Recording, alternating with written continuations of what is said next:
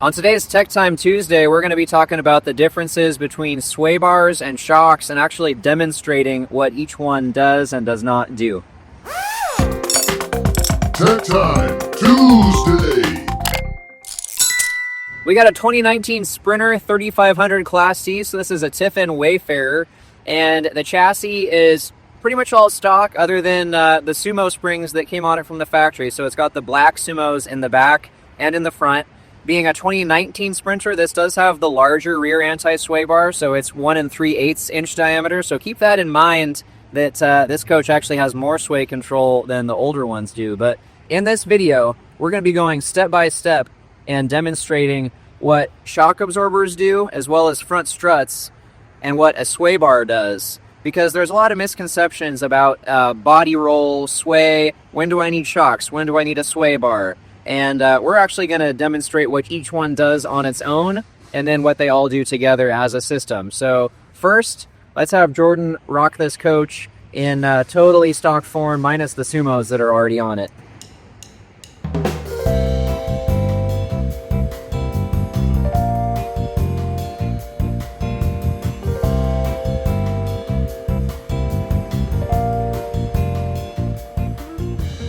All right, Jordan, that's good. So just watch how long it takes to die out.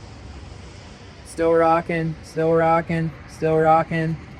And there, it's finally settled down. So keep in mind that some of that is the sidewalls of the tires flexing, so in that rocking and rolling. But a lot of what you have there really comes down to the basic design of the Sprinter chassis. It's very narrow. Those subframe rails in the back. With the dually rear suspension, your shocks are pretty far inboard, your sway bar is relatively narrow. So when this is happening, you're not getting a lot of travel out of your shocks, you're not getting a lot of movement in the rear sway bar. So it really takes a good set of shocks and a good anti-sway bar to control that rocking together. But as I mentioned, what does each one do? Well, we're going to get it in the shop. We're first going to put our SuperSteer SS480 1889 rear shocks on. We're going to adjust them to a 1 1/4 firmness, which is where we're typically running them on these Class C Sprinters. Then we're going to repeat that test. We'll watch it again. We'll see how differently it acts. Before we do that, though, please like and subscribe so that you keep in touch with contacts like this, so that you never miss out on anything. So remember, like and subscribe for more content like this. All right, Jordan, let's get this coach in the shop.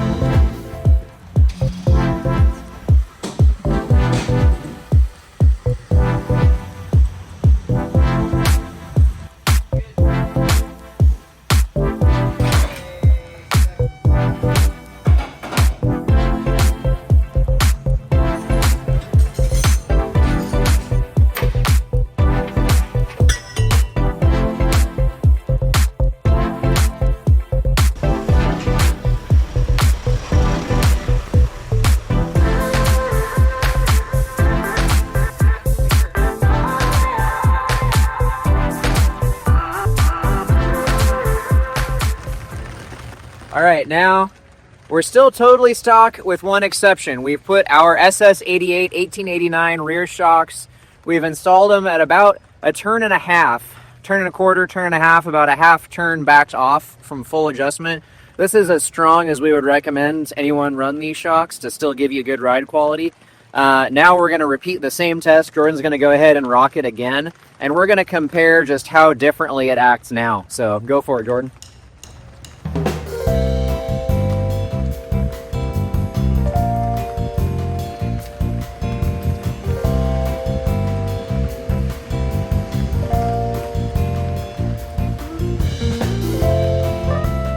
All right, I'll let go.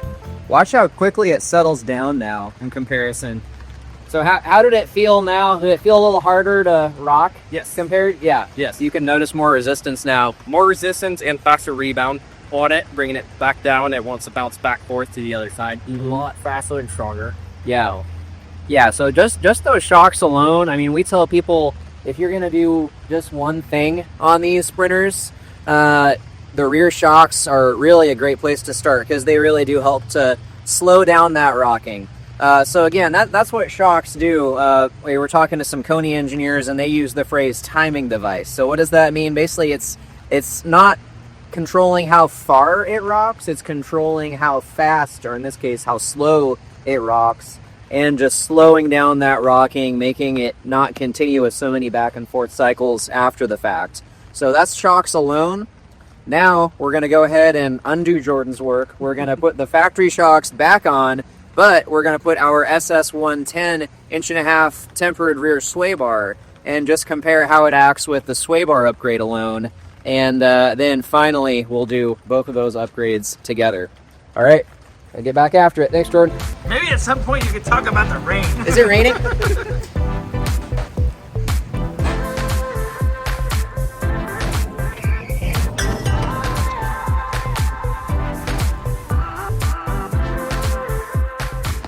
All right, now we've put the OEM shocks back on. We've got the SS110 OE replacement rear sway bar on there. So we've gone up from a 1 3/8 diameter factory rear sway bar to an 1.5-inch heat treated rear bar. So every 1/8 of an inch you increase in diameter on a sway bar, you gain about 30% more roll stiffness.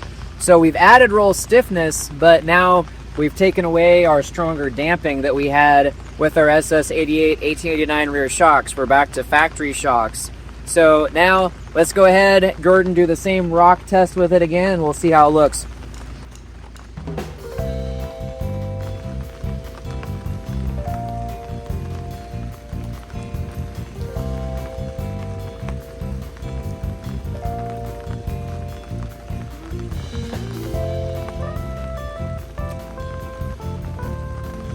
So how'd that feel to you compared to last few times? It doesn't travel as far, a little bit stiffer on the rebound. It comes back a little bit faster, but as you were saying, stiffened up the body roll. It doesn't have as much resistance to it with the OE shocks. So swapping back over to the adjustables, it'll help it a lot. Yeah. It'll set it up. It almost seems like now that we've put a stiffer bar on there, it kind of wants to snap back faster. Yes. So, and that's actually worth noting too. It's you've got more spring that we've added, so it wants to spring back harder. Also, by increasing our roll stiffness, we've increased our roll frequency a little bit, which basically that means that the rate at which it wants to rock is actually a little bit faster now with a stiffer sway bar. So really, it really needs those shocks. It needs that damping on it too. So now we're gonna put our SS88 1889 rear shocks back on it, and then it will check again, see how those two work together in tandem.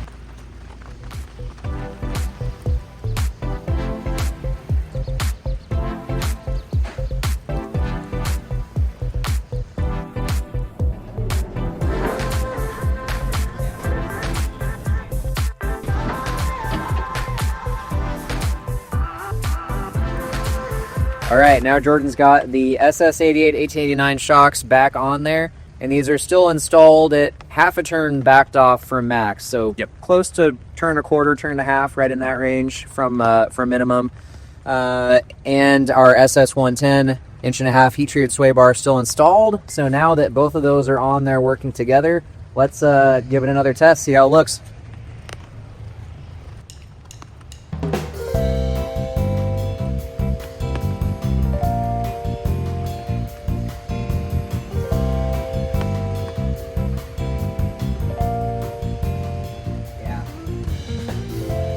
That's settled down so much faster too. So what do you think now with the shocks and sway bar on there together? Oh, much more solid. Rebounds a lot faster. Likes a lot tighter. It doesn't want to sway and leave itself as much as it was prior. Just feels a whole lot more together, if that makes sense. More solid, more stable. Yes, 100%. It doesn't want to keep swaying by itself after I'm done rocking it as much. It likes to mellow down a lot sooner. It just feels a lot smoother. In all's general. For sure, yeah. I mean, you've got the shocks on there that have, you know, at their minimum adjustment point, they have twice the rebounds damping that the factory shocks do, and these are adjusted near their max. So we're at probably 3 times or more the amount of rebound strength. That's as those shocks are being extended. That's what's so cool about our SS88 889s is they've got a lot of strength in their rebound, in that extension, but they're still pretty soft, pretty mellow in compression to still give you that good ride. So they're slowing down that rocking. And then the sway bar on there, that factory replacement sway bar, that's really increasing your roll stiffness. So that's really limiting how far the coach will lean. You know, you can't push it over as far, right? Yep. The sway bar is controlling that. So those two items together really make a really nice starting point. So that's really our SS480 package. The first level of that combines those two just because they do work so well. So now that we have those together, we're going to do something a little more involved. We're going to put the Koni manual adjust front struts on here.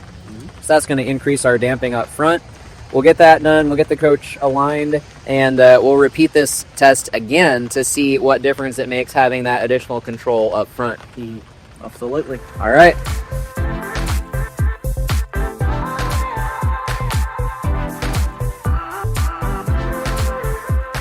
All right, Jordan's got the front Koni struts installed. So these are the manual adjust 87-2657. Yes. Got those cranked up to a turn and a half adjustment, which is about 75% of the 75%. Some do a full 2 rotations. Some don't get quite fully to the 2. So just right there in between. Right. So, yep. And that's really worth noting. We've actually got a video where we talk about how to set your strut adjustment. Always important to count the full number of turns first and then just calculate your percentage from there. But yeah, so really this is a pretty well-rounded package now. We've got the rear shocks, the rear sway, the front struts. So let's do one final rocking test, see how it looks.